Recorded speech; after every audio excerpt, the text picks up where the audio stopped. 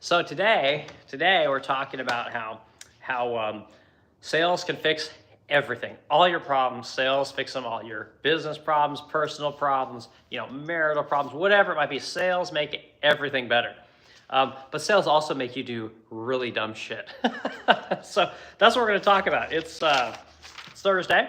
Tomorrow is what's in the shop. So we show everyone what's going on in the shop, what I got going on. I got dressers, I got china cabinets, I got all kinds of paint stuff easy to get done. I got vanities put together. I got all kinds of cool goodies to show you. We've got customer pieces coming, vintage pieces that we're going to respray for people. We got that to show you tomorrow. So anyway, welcome everyone. Thanks for hitting the stream. Hit the like button and add to the conversation. Let me know where you're at, what you do.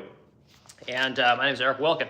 I own the Resplendent Crow here in St. Louis, Missouri, with my wife Suchetta, and we paint vintage furniture. We make boutique furniture. We sell vintage furniture. We paint people's furniture. We make production line furniture, and we make custom furniture. We also have our own line of hardware that we have manufactured in India, and we sell that. So we do a lot of different things. Another thing that we're trying to monetize is the YouTube and Instagram thing, right? We also have a very popular blog called The Resplendent Home, another source of revenue. And anyway, all these things, make the Resplendent Crow and make our business what it is. So it's a good business, a middle class business. A lot of freaking work. I don't think you're ever going to get rich doing it, but it's good. It feels good. I enjoy what I do, coming to work every day, and couldn't imagine myself doing anything else. So anyway, that's what we got. So I'm going to tell some stories about basically practically being out of business, which is the story of every small business owner. And this is something that I think a lot of people don't put out on the internet very much. The truth is that to be a small business owner means you just worry about money constantly. There's very few months where you're just like, meh, sales are slow, they're slow, whatever, I got money in the bank. It just doesn't really work that way. At least it never has in my experience. Every month, you're always wondering, am I going to get enough sales, right? And we've been in business 8 years at this point, and we kind of know when the busy months are, we know when the slow months are, and there's a lot of cycles that happen. But truth is, COVID messed all that up. I mean, COVID just destroyed all of the norms, and it basically took all the sales from 2023, 2024, and probably 2025, and it front-loaded them to 2020, 2021, and 2022. And so it's very hard to predict what sales are going to do now, and that's a damn shame, because prior to the pandemic, I think we had it all figured out. I mean, everything was amazing. So I think we're still kind of sorting out what happened during that time. The amount of sales, again, that got front-loaded during the pandemic. So I think it's all kind of getting worked out at this point, and things are getting better. But man, it's still hard to kind of figure out what's going to go on. All right, Thomas in here. What's up, Thomas? Glad you're here. I'd like to tell everyone to hit the subscribe button, and we're going to talk about sales. Okay, that's basically every business owner's favorite thing when you have it. I mean, I don't know about you guys, but I hate selling furniture. I hate trying to sell people on anything. It's not my strong suit. My wife does it most of the time, and she's really good at it, and she actually likes it. So it's great. I make everything, she sells everything, and that's the way it works. But what I titled the stream is that sales fix everything, right? They absolutely fix everything, but they also lead you to do some really dumb shit. I'm going to give you guys some stories. I'm going to tell you guys some of the things that saved my business over the last 8 years. I'm going to tell you some of the dumb things I did with the insane amount of money I had, okay? Which sounds like it was amazing, but trust me, it wasn't. It was terrible. Like, you do some of the most dumbest things when you have a bunch of money. That's why I always tell people, like, money that's given is not spent very well, right? Like, money has to be earned. And if you earn it, generally you spend it well, but I busted my ass during the pandemic and had just crap tons of money coming in, and I lost all of it. So I'll tell you some of the dumb things I spent money on. Okay, more people coming in the stream. We got downtown coming in. All right, how'd you keep talking, man? Damn, I feel bad for your family. Oh, I don't even know what that means. You talk like this even at home? Maybe. My wife doesn't seem to mind. My wife kind of laughs that I do these streams. She thinks it's kind of funny that I come in here and I talk, And truth is that I think when I get on the stream, I tend to talk a little bit quicker and with a little bit more intent, right? Because you have to kind of keep the talk going, right? You can't just be like, let me think about what I want to think about. And I think you get on the stream, it just forces you to talk. You got to fill that time. You can't just be sitting there, thinking about what you're going to say. You got to kind of pre-plan what it is you want to talk about, So yeah, whatever, man. Welcome to the stream. Hit the like button, hit the subscribe button. Tell me what you do. Tell me where your stream is. We'll come watch your stream. Thomas says, bro, leave him alone. You might have had a lot of family. If he does, just leave him alone.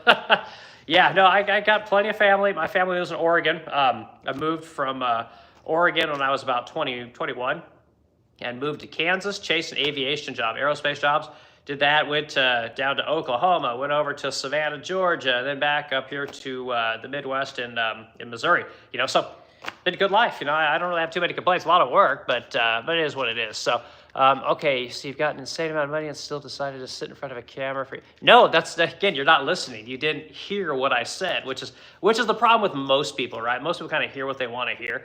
But the problem is you can have a bunch of money, but then truth is that you spend it all, right? Because you're not aware of what your costs are, right? And the truth is that when you own a business, if you don't pay people, guess what? They don't work for you, right? Your vendors won't deliver plywoods and hardwoods and paints and all these kind of things. Like everyone has to get paid. And employees, don't take credit, right? You can't pay employees the credit, So there's things you do when your revenue cycle is really freaking high or higher than you're used to ever having that you would never do if it was normal, And it's easy for people to look back at it and go like, oh, that was so ridiculous. But when you're in the shit, so to speak, it's very different, and that's the stuff that I talk about in the streams. I talk about, what it's like to own and operate a real business, as a real normie kind of woodworker, business owner, operations guy. And that's what we're going to talk about, So yeah, it's a good business.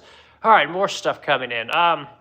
Okay. Let's see. So you got a amount of blah, blah, blah. So yeah. And you're, downtown, you're 100% right. I'm literally trying to get the watch hours up on this thing so that I can monetize it like all the other revenue streams that I have, right? And like I said in the beginning thing, it's not like you're going to get rich doing this stuff. And this is what the real world is like. Like everyone tells you, oh, just market this way. You're going to get rich. Sales are going to go from 0 to $4 million in 4 days. It's going to be amazing. And the truth is that that's just not real. And we're starting to see this as the economy starts to move along, that making money is a little bit harder than we thought it was. And it's just difficult, So it's good to listen to people talk about the things that worked well, the things that didn't work well, and what the real stories are of running a business. So that's what we're going to talk about. Okay, I have all kinds of engineering. Nice to meet someone with similar interests. I'm into all kinds. Yeah, good, Thomas. That's me too. I love all that kind of stuff. I love making things. I like designing things. I like it when things break because then I can figure out how to make it not break. You guys have no idea how much of my furniture my shipper breaks. Like whether he's trying to load it into his Sprinter van, or whether I'm helping someone deliver something into a home and we have to move it in kind of a wonky way and something breaks, we just start redesigning things like, oh, this is the failure point. Well, take it back, fix it, bring it back, and we keep redesigning things so that eventually those products don't break, And I know that everyone on the internet makes everything perfect and everything, there's never any problems and they're the best of everything, but it's not reality, like stuff breaks and problems happen, and that's the real world. You just have to learn to fix it. So, okay, a couple more comments, and then I'm going to get back onto my stories here. Okay, we got Boyle in here. These guys are funny. Yeah, no, I know, Mike, and that's the thing about YouTube, right? You kind of got to put up with it. You're going to have a lot of people that they just like to come in and just rile things up, and they're looking for attention, and they're just looking to kind of stir the pot, so to speak, and that's cool. I mean, it's great. Let them add to the algorithm. Hit the like button, hit the subscribe button, and then you can make fun of me every day as like you said, I look to build up the hours, right? Because that's what I'll do. I'm shameless about it. It's a business, and I'm always telling people, like, show a little hubris, when someone's talking about their product, right? You're trying to sell something to someone, like, talk about how amazing your stuff is. Talk it up. Don't be afraid to say that you're the best at what you do. You're the reason they should buy your product is because it's great because of points A, B, C, and D, and so it's okay to do that kind of stuff. So yeah, I'm shameless. I don't mind. All right, see, you bulk up a little and then you look like Scott Steiner. I love the Steiner brothers, man. I grew up on wrestling. Oh man, those guys were amazing. British Bulldog. Oh man. Okay.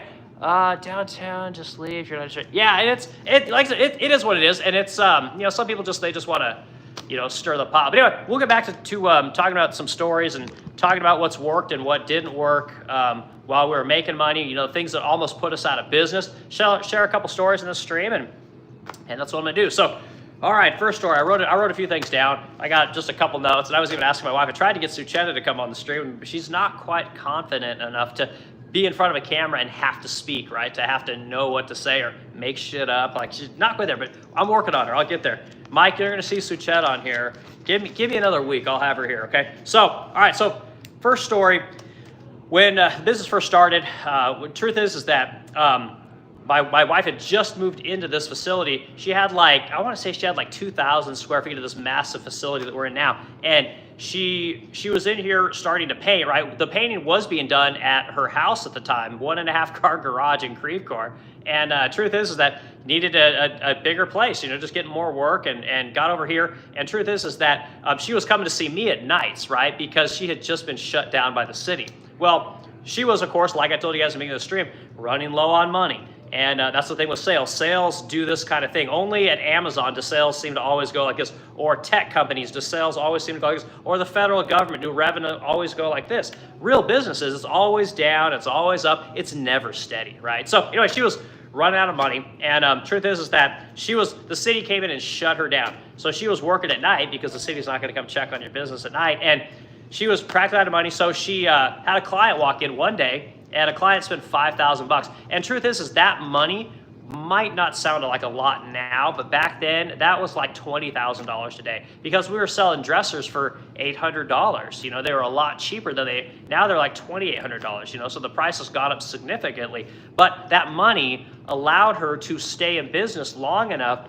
She then went to PayPal and took out a 19% loan. We call these crack loans, and I've got a bunch of stories about these crack loans. I'm going to share a couple of them with you guys because you'll be tempted to take these, and I'll give you a reason why you should take them, and then I'm going to give you a couple of reasons why you shouldn't, okay? So truth is, it was a loan from PayPal.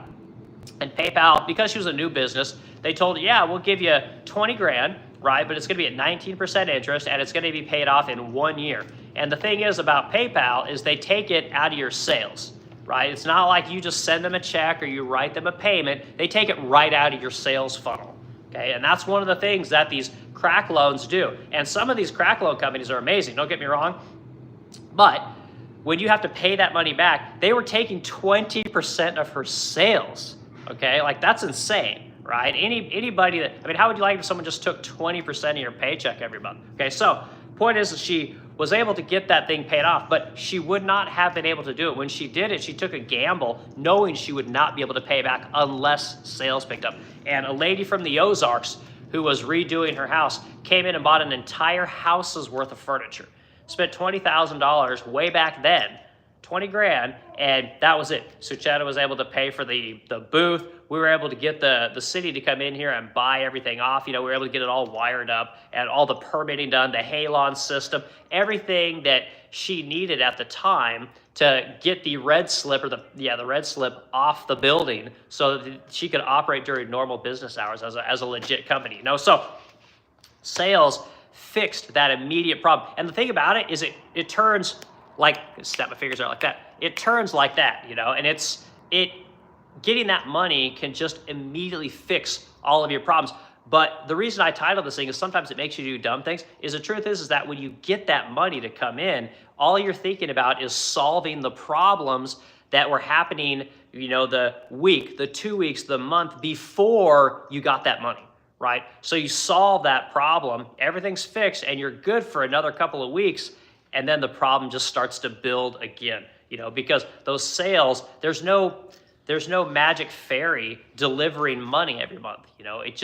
You have to constantly be working on delivering products, right? Making sure that your customers know you exist. This is why I always talk about marketing and advertising.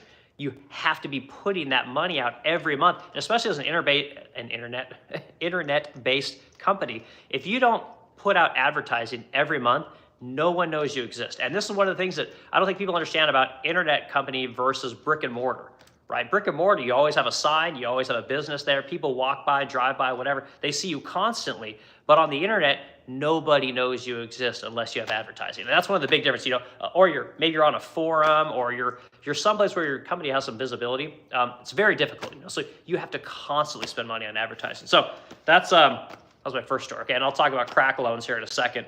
Crack loans are freaking awesome. I love crack loans. I do not like paying them off. Okay, so look at a couple more comments here. All right, Mike says, see, let it roll off well. You're leaving respecting you. Yeah, right. And yeah, you just have to put up with it, Mike. And it's one of those things. And like I said, Mike, with your insights, dude, you need to be on here talking about this kind of stuff, especially when it comes to painting. You got a wealth of knowledge. Yeah, people are going to do what they're going to do, and you have to keep going. You can't let the how many people have told me my furniture's shit? How many people told me that my paint sucks, or my product's too expensive, you know, or I don't really know what I'm talking about, or I'm a poser. I've heard it all. I mean, I've heard it all, you know, and it's like, what are you gonna do? I mean, you're gonna let these people keep you from, you know, doing what it is you want to do? I mean, what, am I gonna sit at home and watch Netflix? I mean, I can only watch The Last of Us so many times. And truth is, like, I would rather do this, you know, so this is fantastic. So yeah, Mike, it ain't a thing, man. Okay, they'll love her. Yeah, I know. Sucheta's my wife. For the people that are on the stream that don't know, Sucheta's my wife. She started this company in her garage in Creve Coeur, Missouri. Met me like a year in, and then I helped her to kind of grow this thing. I helped her to kind of improve the quality of the modifications she was doing, helped her with the processes of the company, and we just helped to grow the place, you know. So it's that's what my wife is. I'll get her on here. All right, Friendly Soul. So you want to be like Friendly Soul? I have no idea of what you mean by that, but I'm going to take it as a compliment. So thank you very much, Friendly Soul. And yeah, let's talk about crack loans, guys. Crack loans are fun. So what is a crack loan? Okay. So truth is a crack loan is a loan that you can get for nothing. It's super easy. You can have that money. I'm going to get the snappy thing down. You can have that money tomorrow. I can call up PayPal right now, and I'll have $100K put in my bank account in the morning. I'll have $250,000 put in my bank account in the morning. I can have $50,000 put. I can call. So PayPal is a big crack loan company. Shopify, which is the company that does my website, that handles most of my sales transactions, they're a crack loan company. QuickBooks, everyone knows QuickBooks for taxes. They're a crack loan company. They love giving out crack loans. We used another one called. Oh God, I want to say it was like Blue Dolphin or something like that. Blue Marlin, I think is what it was called. We used them. They were awesome. But again, these people, they will give you not infinite amounts of money. It's all based on your sales, right? So it's not your profits, it's your sales. Okay. So if you do, say you do, let's say $1 million a year, they'll look at your numbers. And this is one of the things about being in business for a little bit. It really helps to be in business to have some kind of a paper trail to show people what it is you make over the course of years. But point is, if you have $1 million in revenue, they'll give you $150,000, no problem. They're happy to do it, right? And you're going to pay them 10% of your sales, right? So every time you make a sale on, take Shopify for instance, they're going to take 10% of that sale right off the top, right? So it can take you 12 months, it can take you 18 months, it can take you 24 months. It kind of depends on what the terms are, okay? Now, if you do a 12-month agreement and those sales don't pan out over that 12 months, they will come after you for that money, right? So you better deliver. You need sales. Sales fixes everything. Sales will allow you to pay these loans off faster than otherwise, right? So it's important that you get sales, okay? So these are the crack companies.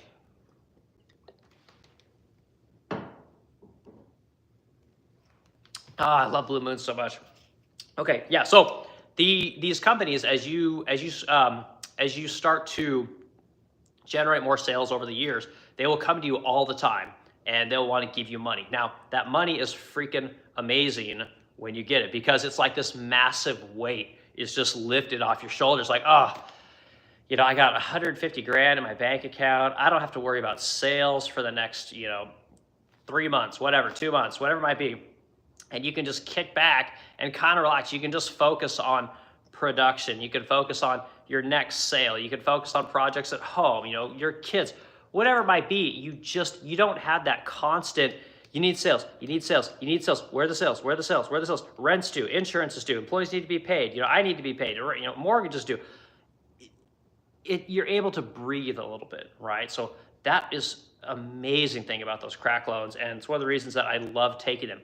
But their repayment methods are pretty whack, right? So you have to have enough money to basically, and the way you have to think about it is, you have to have your normal sales numbers. So say it's for easy numbers, so you get $50,000 a month, right? You're going to lose 10% of that right off the top, and then let's say you have even more sales, right? You're going to pay more on that loan, right? So say your 50,000 turns into 100,000. Well, you're just going to pay that loan off sooner. They're going to take 10% of whatever you have. And that's the thing, until that loan is paid off, So you're making 50,000 in sales, you really need to be making more like 60,000 in sales in order to cover that loan, because eventually you're going to run out of that cash if your sales aren't at least keeping up or increasing over the life of that loan, So you have to be very careful when you take these kind of crack loans out. because like I said, they're like the hot chick that you just met, like she's awesome, she's ripped and she's amazing looking and she's, amazing in bed. And then, you spend a couple of months with it and you're like, the veneer kind of wears off and you're just like, oh shit, what did I do? Like, this bitch is crazy. The same thing about that loan. You got all that free money. I felt so good. Then you realize, oh fuck, I'm paying 10 grand a month to pay this thing off. Like, oh no. And that's what it means to get those crack loans. Now, why is a crack loan good? Okay, so one of the things you can, and we've done this, is you could use that money if you're strategic about it, because most people get crack loans because they're in distress. And this is one of the things that I don't think people talk enough about, is it's very hard to get anybody to give you money when you're in distress, right? It's very rare that a company goes to a bank when things are really good and says, hey, I want to take more money to work on this project. It's usually, sales are slow, my employees got too expensive, I'm behind on materials, I'm behind on whatever, I need a loan to alleviate this problem. That's how it usually works. Now, if you have a situation where you want to develop a new product, right? Maybe you got to buy a new piece of equipment. A crack loan can be good because, again, the rates are not bad. 10% is not terrible. Over the course of a year.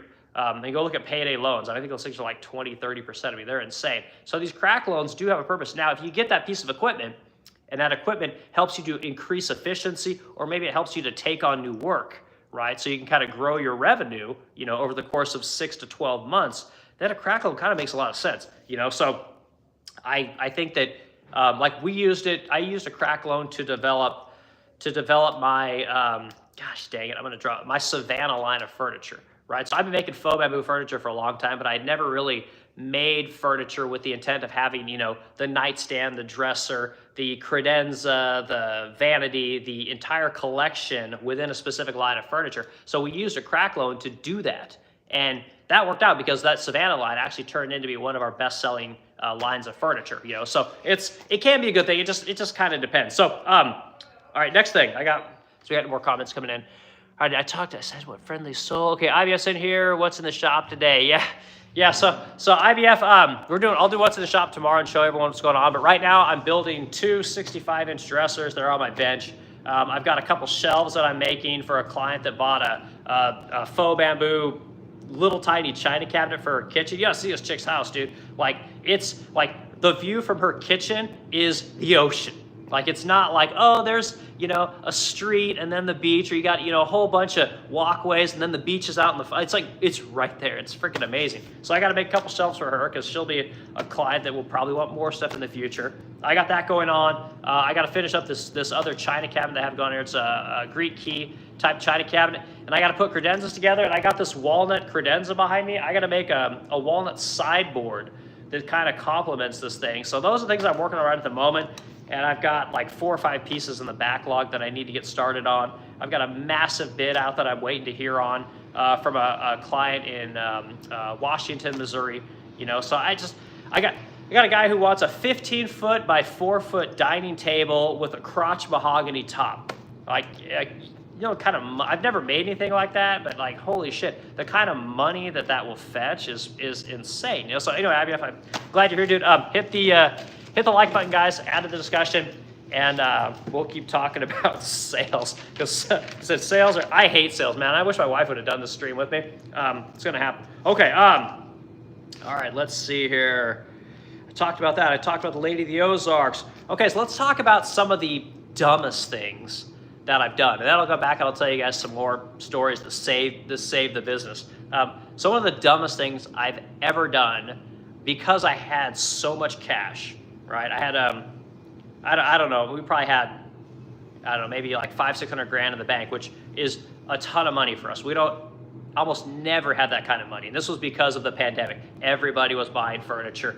And it sounds like a lot of money. And someone was on the stream was kind of trying to laugh at me because I'm here doing YouTube streams talking about how much money I made. Like, no, I didn't make a bunch of money. I had a bunch of money, right? You only get, what you make is only what you get to keep, right? My profit was zero. My bank account had a ton of money and I had to go through all of it, right? So, but the point is that one of the dumbest things I ever spent money on. So, me and Suchetta, we like reality TV, and everyone likes reality TV. Remember, like the house renovation shows, like HGTV, like we love that shit. We were always watching those shows, and we always watch me thinking, like, I could do better than that. Like, I can do that stuff. Like, this is ridiculous.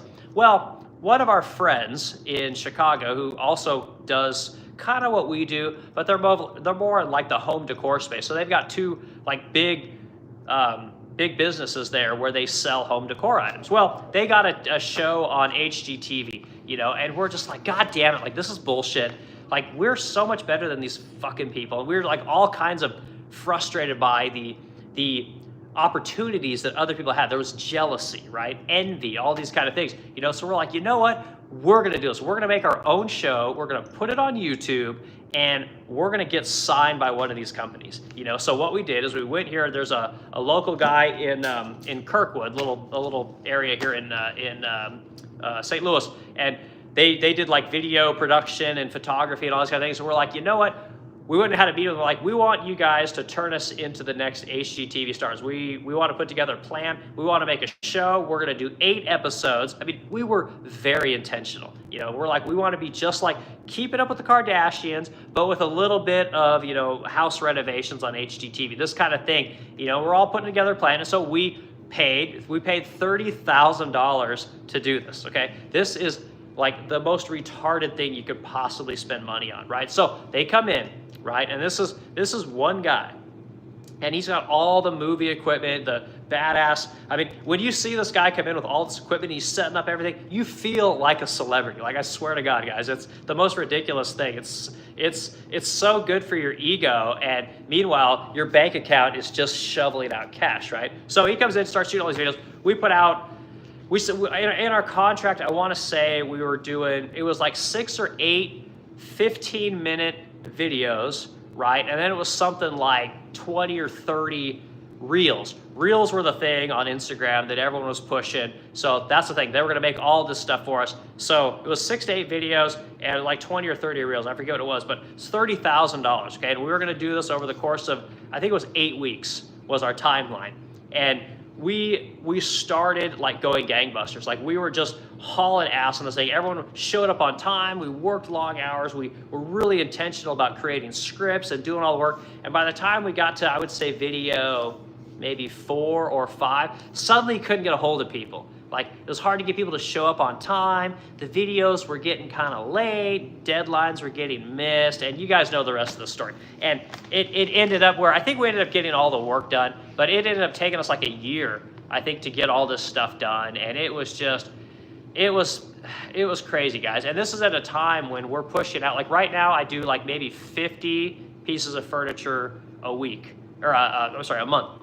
I was doing 125 pieces a month. That's what I was pushing. I mean, we were busier than we'd ever been, and it was complete chaos. And we're trying to do this ridiculous thing of trying to be YouTube or HGTV celebrities. I mean, it was so dumb. It was the most, it was ridiculous. Anyway, it ended up just being a humongous waste of time. Now, the funny thing, guys, and here's a tip for you. I make the same videos today in as good a quality, if not better, using 2 apps. I use something called InShot, and I use another one called CapCut, I think is what it's called. And it's the same quality. It's just as good. And I think I pay $5 a month for each one of those apps, and I'm able to do my videos in like 15 minutes. So don't do that, guys. Like if you get a bunch of money, or you get a bunch of money coming in, it seems like you've got just a shit ton of cash to splash around. Remember Eric's story when you get the idea of, I'm going to go be a celebrity. I'm going to go be the most amazing person that renovates houses or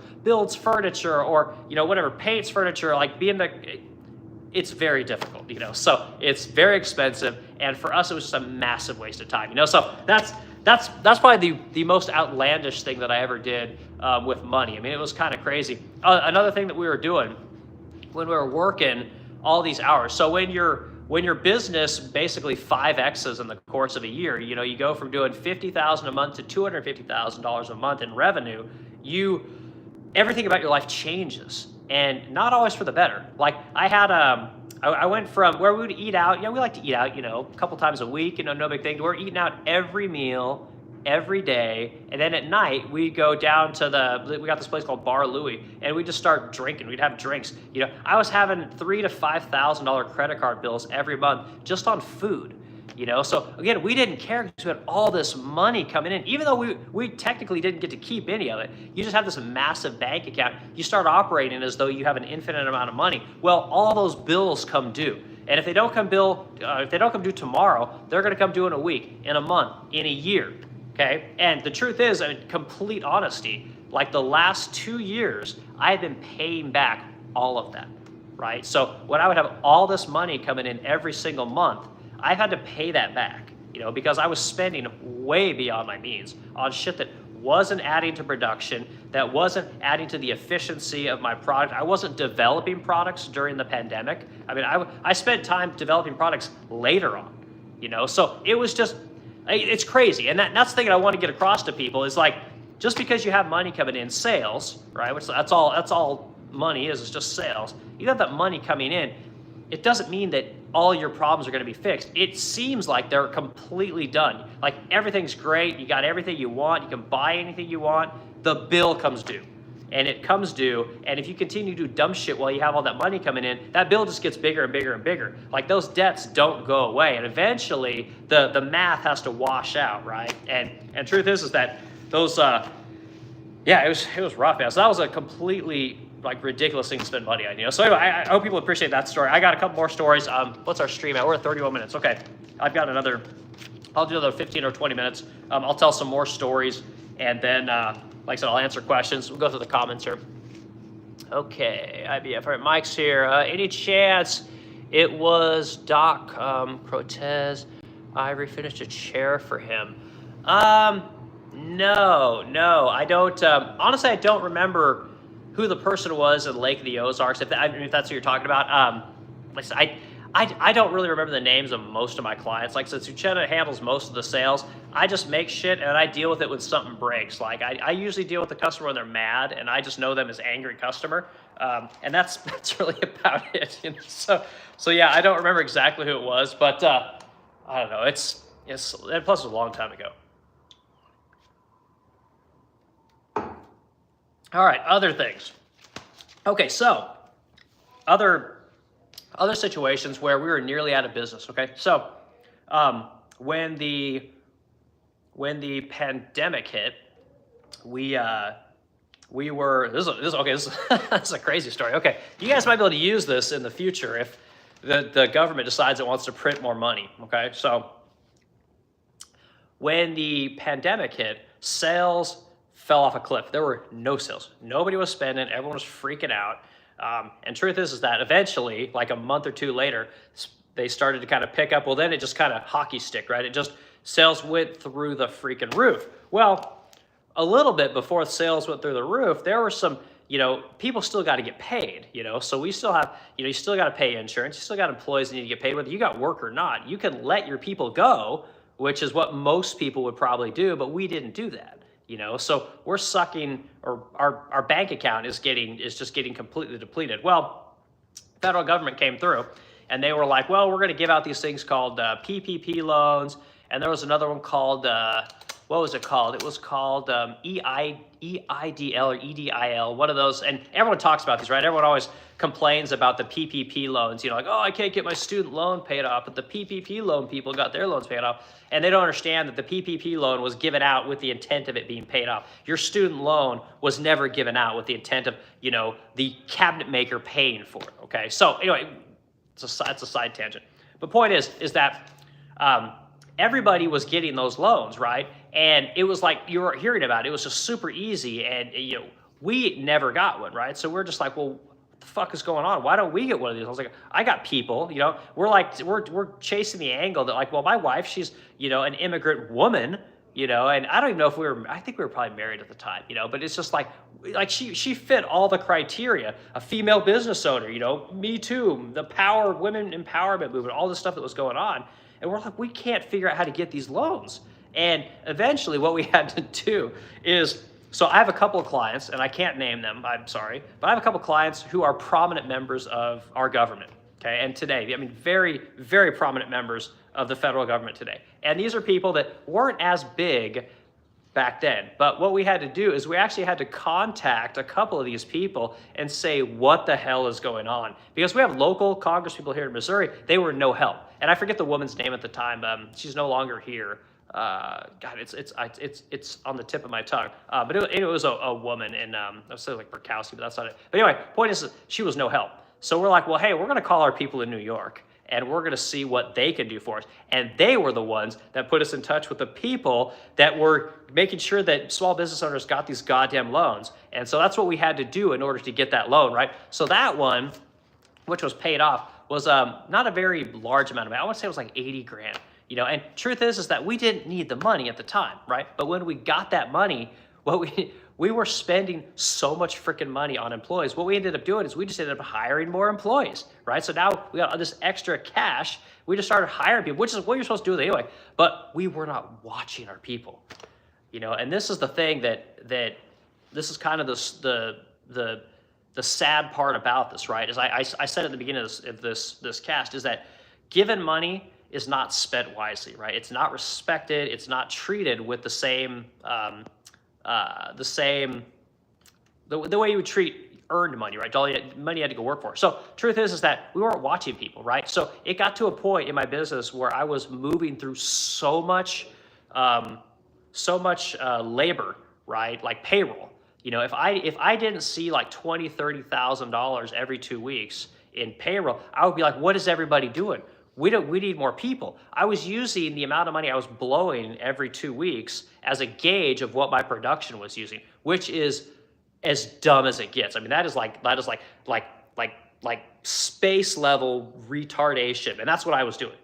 So I didn't spend that money very well at all, right? So then tack on the EIDL money. Okay, people like to talk about this money as well, and again, people just don't understand what was going on during that time. They think that everybody that got that money blew it on Lambos and blew it on houses and all kinds of stuff like that. And truth is that we didn't blow it on dumb shit like that. I mean, yeah, I probably had a $3,000 a month eating out bill, right? Like, yeah, that I'm totally guilty. Sorry guys, taxpayers.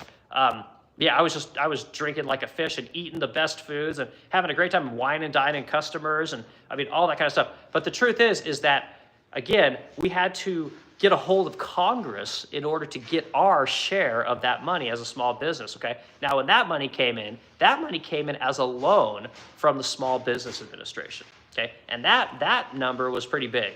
And most businesses in America got that, okay? Now our share of that, I'll show you guys, it was north of $300,000, okay? Now, that sounds like, oh, you had all that money. It's amazing, right? No more worries. We were just hiring everybody that we could because during that time, all people wanted to do was buy furniture. It's like there was nothing else to do. I had more people come into my shop, but call us, and they would say, you know what? We can't do a graduation. We can't do weddings. We can't do any of these events that people would normally do. And they'd say, we're going to buy, a bedroom set for our daughter, or our kids are getting married, and we need to buy stuff for their house. And all that frickin' traffic was coming our way, and we just have to constantly buy so much frickin' furniture and paint so much furniture, deliver so much furniture, and all that money gone. Every bit of it. And you're going so fast and you're hiring people so quickly, you can't monitor efficiency like you think you can. And everyone says, oh, I would have done it. No, you won't. You wouldn't have. And that's, again, why I do these casts, is to give people like the real stories and what really happened, so that if you get in one of these situations, maybe you'll think back, oh God, I remember Eric talking about this. Holy shit, I gotta think about this for a second. So I mean, we wasted, hundreds of thousands of dollars in a very short period of time on just not being diligent about where the money was going, who was being efficient, were we using the best tools, and we just, we were so busy. I hope that story kind of resonates with people, because it's a pretty real story, and it was like the best of times and the worst of times. And again, like that money that we blew, but the EIDL, like we have to pay that off, and it's a long-term loan, it's not a big deal. It's like $1,000 a month, but we'll get it paid off here probably in the next, I don't know, maybe 5 years. But point is that money was given. It wasn't earned, and I'll be the first one to say it. most people did not need that money, right? The taxpayers took it up the, in order to give businesses that kind of money so they convince everybody to stay home so that there wasn't, too many people, getting frustrated about that situation. But that money should have never went out.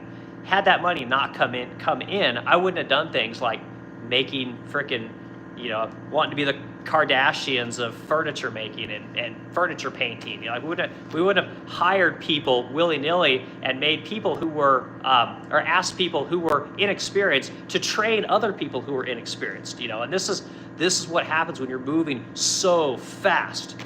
So again, all that money, sales, fixes everything. I mean, there was like a 1 or 2 year period where, man, it was awesome, but I'm paying for it now, right? And that's how it is. I mean, I got to pay back a bunch of that money, and we will pay back that money. It's ours. We owe it. We'll pay it, But yeah. So that's another kind of wild story about how you get that money coming in and it fixes a lot of things, but at the same time, you look back at it and you think, Jesus Christ, that was insane. It's like it's like that meme of who's that guy, the black guy that says cocaine's a hell of a drug, money's a hell of a drug. Like you just look back and you're like, what the hell happened? And it's amazing. Don't get me wrong, but geez Louise, I mean, it was freaking nuts. So anyway, so there's that. So I've talked about crack loans, told you some stories about nearly going out of business and being saved by sales. I mean, I've had instances where, again, numerous instances where I've practically been out of business. Like my wife, we've been so low on sales, and my wife had to go get another job, because she'd look at what she does here. The truth is, my wife is so good at what she does. She really only has about 20 hours worth of work here at this business. Me being dumb, I could work 60 hours a week and still not get everything done. Like, she's that good. But she had all this extra time, and sales were way down, so she had to go get another job, So when she had to do that, it really started getting her thinking about, what are we doing with this business? And this is the thing, when you have to go earn the money, it really gets you thinking, like, wait a minute, like, I need to be more efficient over here. These people aren't hacking it. We need to better train these people. This fucking material is too expensive. We need to go find alternative vendors. We need to renegotiate rent.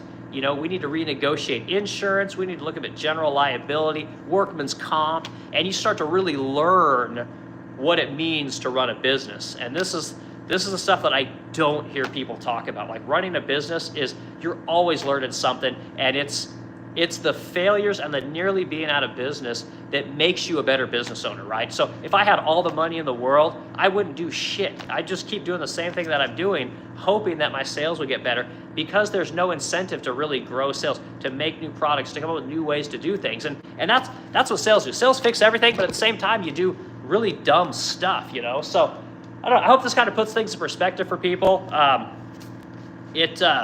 again, this is a normal business, man. I bet there's a ton of business owners that have the same stories, and I know lots of people that are in the home decor space. I know several people that make furniture like I do, and I know some people that paint, and there's a lot of similar stories. So the journey of owning and operating a business is not, oh, I'm in VC, I got VC money, I'm going to spend money forever, and sales are just amazing, or maybe you don't even need sales. You just have a bunch of investor money coming in to, work on your idea, whatever that might be. Like, we don't have that, So we have versions of it though, with, when crazy loans and stuff come in. So I've had guys, the person I was telling you about in Chicago. Same deal. This guy would take tons of these crack loans, and this guy would have, I'm trying to think here, I want to say he had like 3 or 4 of these things going on once, all the credit cards maxed out. Every freaking one of them, mortgage the house, crazy things that people have done to stay in business. Like, you want to know how well your business is run? Get to a point where you have to go mortgage your house. Like, I tell you, these employees that are fucking around, like, they're gone. Like, all these people that aren't pulling their weight, or you're kind of on the fence about them, like, they're gone. The vendors that are kind of giving you shit, like, you're going to look for alternatives. The ones you think are overpriced, like, when you have to do these things, it changes everything about your business. When your wife has to go back to work for somebody else, it really causes you to think about your company, get efficient, get lean, mean, down and dirty, whatever you want to say. And it really is the best tool for keeping your company moving forward and to continue to grow your company and keep your company in business. Crack loans? No. EIDL, PPP, government money, all these kind of things. No. You want organic sales. I mean, that's what you want at the end of the day.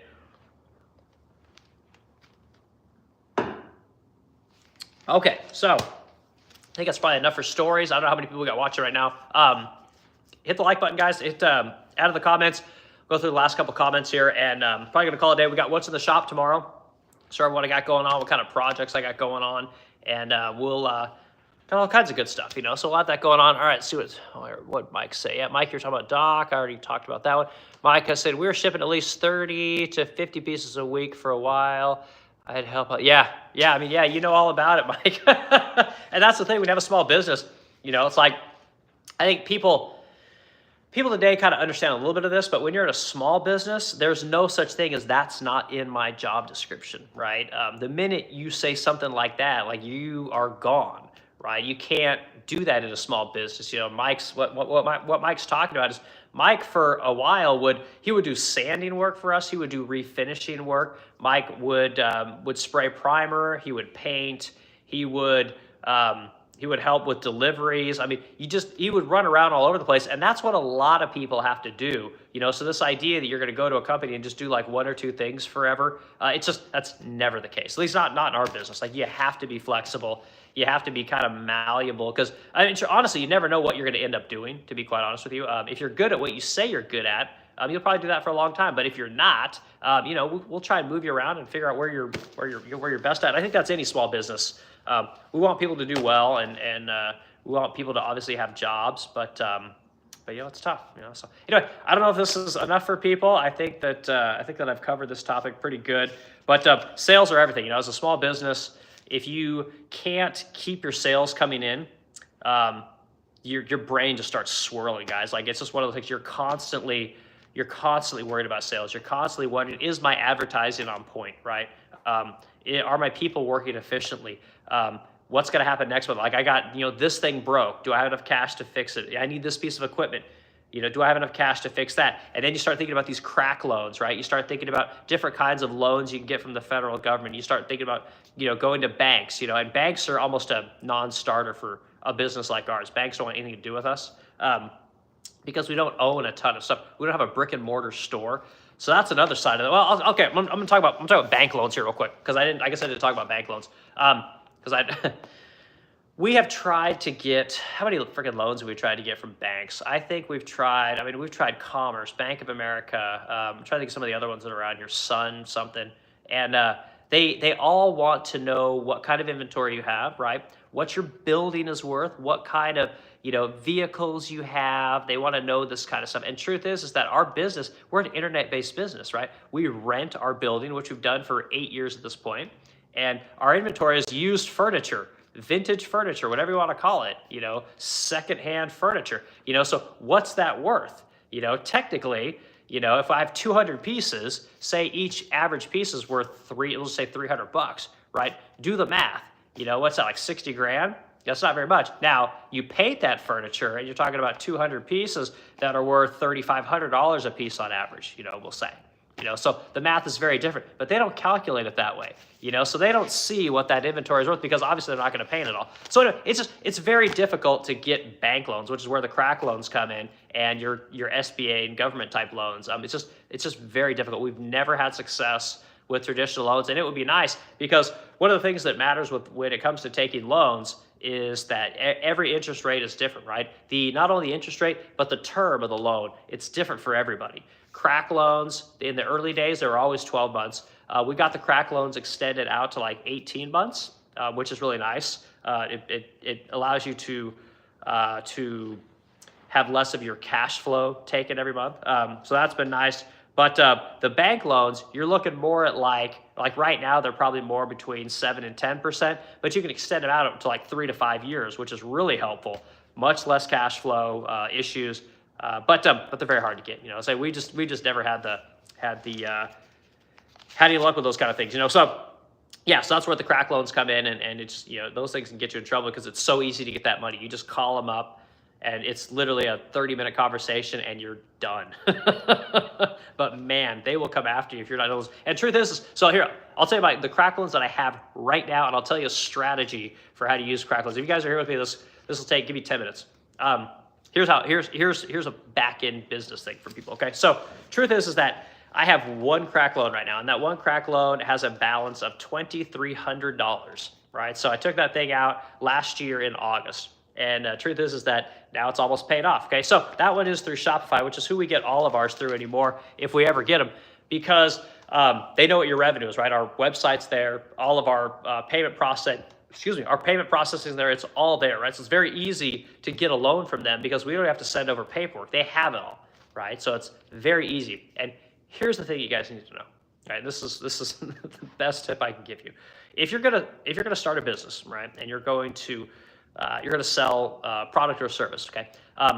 In our case, we use Shopify. Now, if you're going to get a loan from Shopify, they're gonna obviously have to take the money out of your account every transaction is actually what it doesn't. It's not like an end of the month thing. It's literally every transaction, whether it's $1 or $10,000.